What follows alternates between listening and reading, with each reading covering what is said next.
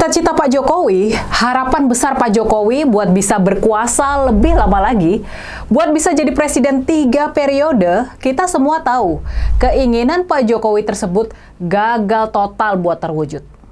Ya, gagal total buat terwujud. Tapi, siapa sangka, siapa yang bisa menduga? Nah, ini nih ada yang menarik. Nasib yang sebaliknya tampaknya malah bakal terjadi kepada Menteri Keuangan, Ibu Sri Mulyani. Ya, walaupun Ibu Sri Mulyani sudah mengindikasikan bakal pensiun, nggak bakal jadi menteri lagi di era pemerintahan Pak Prabowo, bahkan kerap didesas-desuskan kalau Pak Prabowo dan Ibu Sri Mulyani ini sebetulnya nggak akur soal pengucuran anggaran. Siapa yang sangka kalau nama Ibu Sri Mulyani sekarang malah mencuat lagi buat jadi Menteri Keuangan dari Pak Prabowo. Ibu Sri Mulyani bisa jadi Menteri Keuangan buat periode yang ketiga. Nah, siapa yang bisa menduga nasib dari Ibu Sri Mulyani dan pilihan dari Pak Prabowo ini? Siapa yang menyangka kalau Pak Prabowo bakal memilih Ibu Sri Mulyani buat jadi Menteri Keuangannya? Nah, kalau menurut kalian nih, ini gimana? Kalian setuju kalau Ibu Sri Mulyani tetap menjabat sebagai Menteri Keuangan? Jangan lupa like video ini dan subscribe 2045 TV sebelum kita lanjutin.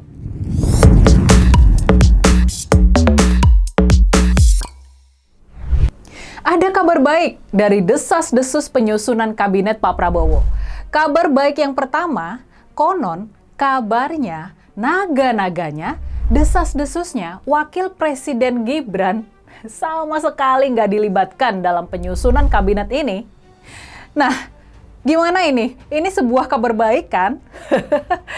Terus nih ada kabar baik yang kedua. Kabarnya untuk posisi-posisi penting, khususnya di bidang ekonomi, kesehatan, dan pendidikan, bidang-bidang yang krusial buat meningkatkan kualitas sumber daya manusia Indonesia, bidang-bidang yang krusial buat membawa Indonesia melompat jadi negara maju, kabarnya di sektor-sektor itu Pak Prabowo bakal mengisi kabinetnya dengan para profesional, bukan orang-orang partai.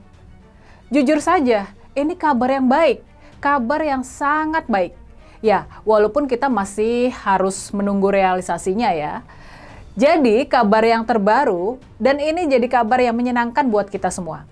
Kabarnya Pak Prabowo bakal memilih Ibu Sri Mulyani sebagai Menteri Keuangan. Pak Prabowo nggak mau mengambil resiko dan mempercayakan posisi sepenting Menteri Keuangan kepada orang yang masih kurang teruji dan kurang mendapatkan respek dari dunia finansial internasional. Soal mengelola keuangan, soal menjaga kepercayaan dunia internasional terhadap pengelolaan keuangan pemerintah, Pak Prabowo memang nggak punya banyak pilihan. Hanya segelintir ekonom Indonesia yang punya reputasi yang sangat bagus di dunia internasional.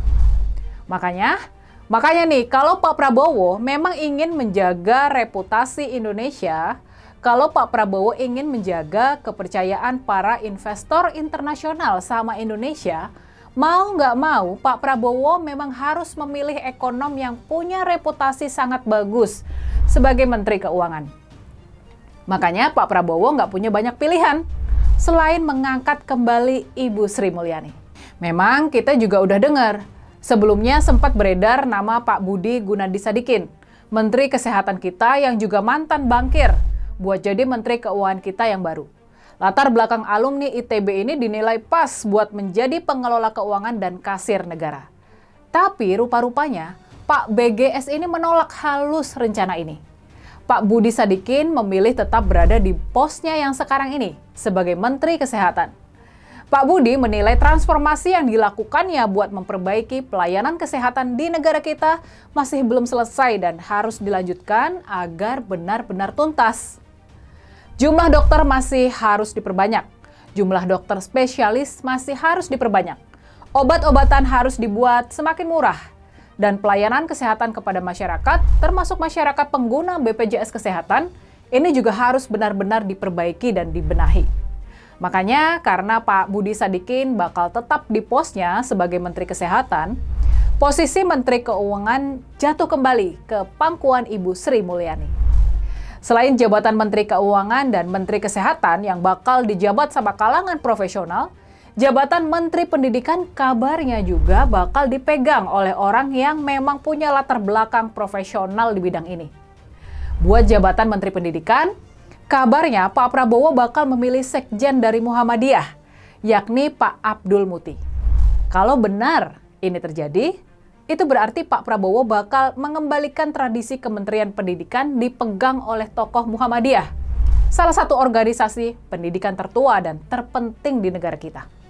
Dan kabarnya juga, jabatan Menteri Pendidikan, Kebudayaan, Riset, dan Teknologi yang dipegang oleh Nadiem Makarim sekarang ini bakal dipecah menjadi 3. Posisi Menteri Pendidikan Dasar dan Menengah bakal dijabat oleh Pak Abdul Muti. Sementara itu, posisi Menteri Pendidikan Tinggi, Riset, dan Teknologi bakal dipegang oleh Profesor Satrio Sumantri Brojonegoro. Pak Satrio ini adalah dosen Teknik Mesin ITB dan merupakan putra dari almarhum Profesor Sumantri Brojonegoro. Pak Sumantri ini adalah Menteri Energi dan Sumber Daya Mineral dan juga Menteri Pendidikan dan Kebudayaan di era Orde Baru. Pak Sumantri juga pernah menjabat sebagai Rektor Universitas Indonesia. Sementara itu, kabar yang mungkin baik dan mungkin juga nih kurang baik, kabar itu adalah terpilihnya Bang Fadlizon sebagai Menteri Kebudayaan. Pecahan ketiga dari Kementerian Pendidikan, Kebudayaan, Riset, dan Teknologi. Gimana nih kalau menurut kalian? Kalian setuju sama pilihan ini? Dan harus diakui, Bang Fadlizon ini adalah orang dekat Pak Prabowo sejak lama. Dia sangat setia sama Pak Prabowo. Makanya nih rasa-rasanya wajar saja kalau Pak Prabowo memberikan kepercayaan yang besar sama pengkritik utama dari Pak Jokowi di masa lalu ini. Terus, nah ini nih yang juga sangat menarik. Selain Bang Fadlizon, kabarnya informasi yang beredar, duet Bang Fadli di DPR yaitu Bang Fahri Hamzah, dia juga bakal diangkat menjadi menteri mewakili Partai Gelora. Kabarnya Bang Fahri ini bakal jadi Menteri Perumahan Rakyat.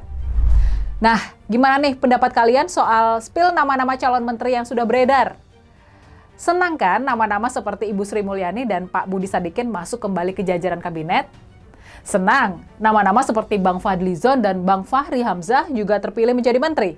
Yang pasti nih, ini yang pasti ya, buat kita-kita yang memang bukan pemilih Pak Prabowo di Pilpres lalu, kita ya mestinya harus sudah bisa move on. Kita harus mengakui kalau pemerintahan mendatang dipimpin oleh Presiden Pak Prabowo dan kita berharap Pak Prabowo ini bisa membawa Indonesia menuju kemajuan. Kita jangan berharap yang jelek buat masa depan Indonesia.